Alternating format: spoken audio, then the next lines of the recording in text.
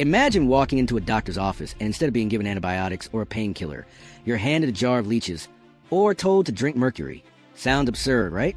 But for centuries, these bizarre and dangerous practices weren't just eccentric remedies, they were mainstream medicine. And the most astonishing part?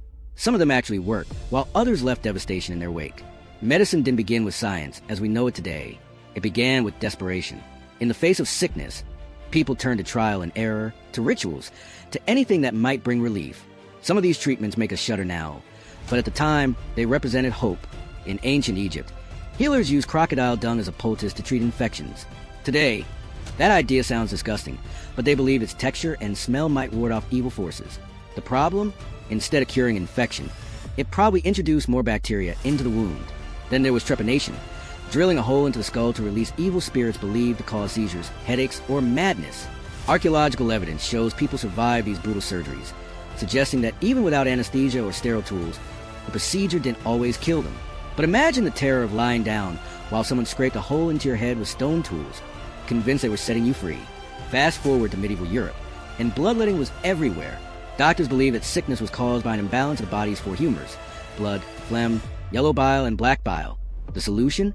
Remove blood to restore balance. Leeches became the doctor's tool of choice, sucking blood from patients with fevers, infections, or even heartache.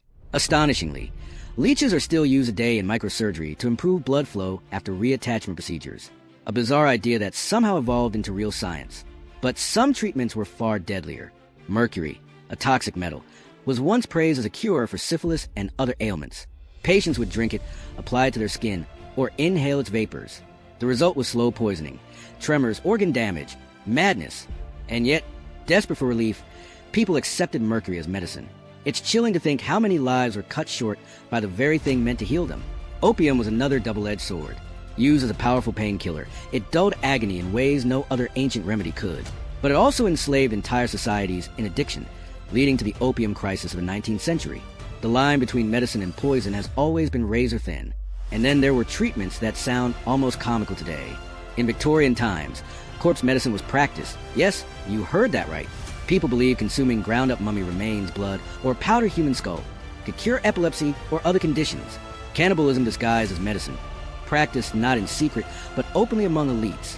What drove people to believe such things? A combination of fear, desperation, and the eternal human urge to live longer, feel stronger, and escape death. But here's the twist. Hidden among the strangeness were sparks of truth. Willow bark, once chewed to ease pain, contained salicylic acid, the basis of modern aspirin. Mold on bread, dismissed as filth for centuries, gave rise to penicillin. Even leeches, though abused in history, are still saving lives in surgical wards today. Behind the weirdest treatments lies a pattern. Humans searching, fumbling, sometimes failing, but inching closer to real medicine. And isn't that the same story we saw in Why Are You Always Sick? Illness has always forced us to innovate. Whether it was cholera teaching us about clean water, or plagues teaching us about quarantine, every desperate remedy pushed us closer to discovery. These weird treatments weren't just odd, they were stepping stones in a long journey toward modern science. But it makes you wonder, what will future generations think of us? Chemotherapy, radiation, gene editing, antidepressants, will they see them as marvels of modern science? Or will they look back in horror, just as we do with mercury and trepanation? Medicine, after all, is never finished. What seems cutting edge today may look barbaric tomorrow. So the next time you hear about some strange cure from the past, remember, it wasn't just weirdness for the sake of weirdness.